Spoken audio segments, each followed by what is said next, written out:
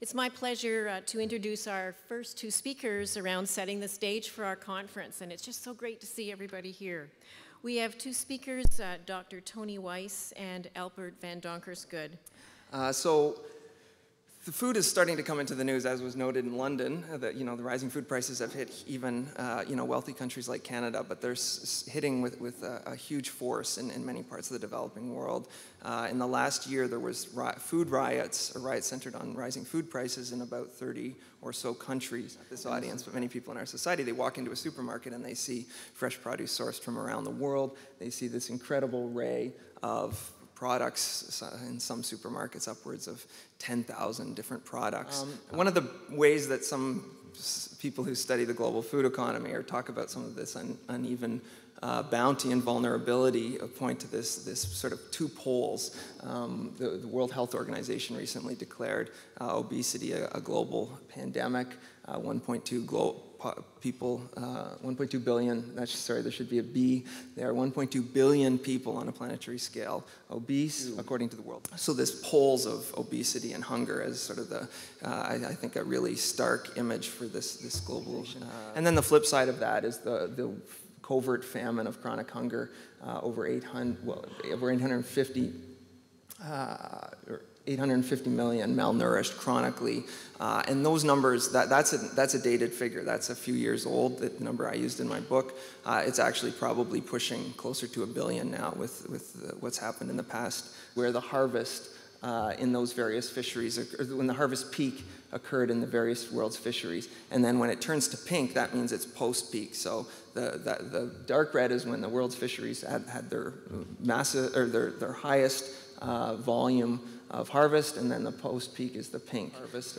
And increasingly the world's fisheries, and this is the world's aquaculture production, at the same time as the world's fisheries, in terms of open ocean fisheries, have been declining in terms of their, having passed their peak harvest. We see the soaring production of world aquaculture, so intensively reared fish are increasingly substituting for open ocean catch. I think that the dark red is when the world's fisheries had their massive, or their highest volume of harvest, and then the post-peak is the pink. Cycle this, and this is from the United Nations Millennium Ecosystem Assessment. And you can see on the bottom left, if you're not noticing it, 70s, we're into the 70s now. Now into the 80s.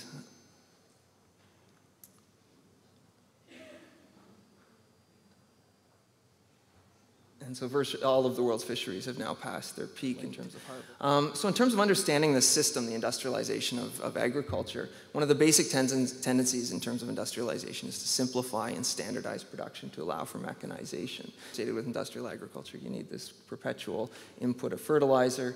The monocultures increase vulnerability to pests, weeds, and disease. So the dependency, and again, for many of you well aware of this, the increasing dependence on agrochemicals, pesticides, herbicides, and animal pharmaceuticals, as well as how we're going to feed ourselves in 20 years from now in an age of rising fossil energy scarcity, rising costs, and again, an industrial system of food production that is dependent upon fossil energy and derivatives at so many scales. So I'm so happy to see so many people here thinking about how our food systems can be reoriented, hopefully dramatically and urgently. Okay, thank you.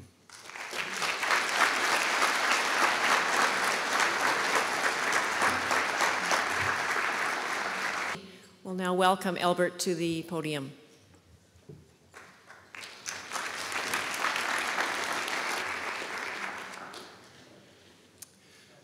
Good morning, ladies and gentlemen.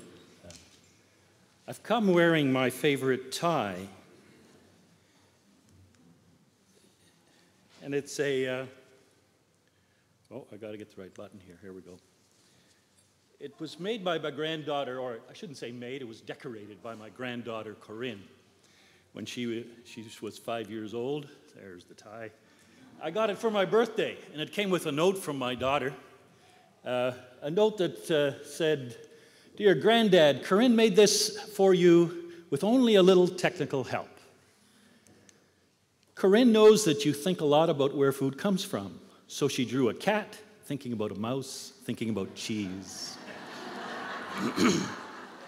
So I've come here this morning thinking about Locavores. Are locavores for real? There's the 5-year-old. Is this just a flurry? Is this just a fad? Or is there something to this notion that we could build a stronger local food system and that locavores could lead the way? Asked, what would you say are the benefits of buying locally grown fresh fruits and vegetables? I want you to note that locavores think it's about the local economy and supporting family farmers. And there's a whole bunch of other things. But I want you to note that those two stand out dramatically. More recently, there was a survey done by Environics for the Greenbelt Foundation, for the Friends of the Greenbelt Foundation. They asked questions like this one: how often do you buy locally grown fruits, vegetables, or meats? Do you buy them once a week, more than once a week? Over 50% said that they're locavores at least once a week. Which of the following statements do you agree with the most? I prefer to buy locally grown fruits, vegetables, and meats. 79%. I would be willing to pay more for fruits and vegetables or meats that are locally grown or raised. A third said strongly agree, and a third said somewhat agree. Locavores are willing to pay more for food. Please indicate how strongly you agree or disagree that locally grown food, and the place to look is, supports local farmers, supports the local economy. And I want you to note again that those are the two that jump out on top for locavores. How often do you check food labels that describe where fruits and vegetables and meats are grown? 54% say always. Food products can have labels describing where the food originated from or how it was grown or raised. Please indicate whether each of the following would make you much more likely, somewhat more likely, or just as likely to buy the food product. And what's the most standing label? It's locally grown. Please indicate whether you strongly agree, somewhat agree, or somewhat disagree, or strongly disagree with each of the following. And the one to take a look. Over the past 5 years, has your consumption of ethnic or multicultural foods increased, stayed the same, or decreased? 34% are on the increase. Thinking of any ethnic or multicultural foods that you buy, do you prefer that they come mostly from local farms or countries from which ethnic groups come from? And 57% say they would like their ethnic foods to come from local farms. Once you get outside the city, you find that 85% to 100% of the population speaks only English. But once you go into the city, you'll find that there are areas in the city that are 95 to 80% not born in Canada. Royal Winter Fair, the GTA Agricultural Action Committee had an exhibit, and we asked our visitors to complete a survey just to test a little bit of what locavores were like. Distance a food product travels a concern to you? 90% said yes. Do you support public institutions adopting a policy that commits them to serving minimum percentage of locally grown food? 87% said yes. As the seasons change and locally grown products change, do you change your diet based on what is seasonally available? 79% said yes. We asked, do you buy food based on price?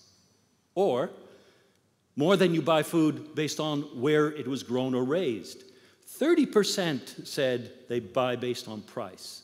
63% said no, price isn't the key thing. Now, we only gave a yes or no option, but some people had to say maybe, sometimes, and it depends. Up at the following, this is back to the Environics survey that was done last summer, and not surprising, the vast majority shop at supermarkets. At which of the following types of stores do you usually buy locally grown food? Again, not surprising, supermarkets. Royal, we asked, should supermarkets create dedicated and visible sections to make it more convenient for you to buy locally grown food? And 97% said yes. The message about locavores is fairly clear. They are not hunters or gatherers. They're not about to go back to being hunters or gatherers. They would like, where they are shopping today, to find more locally grown food.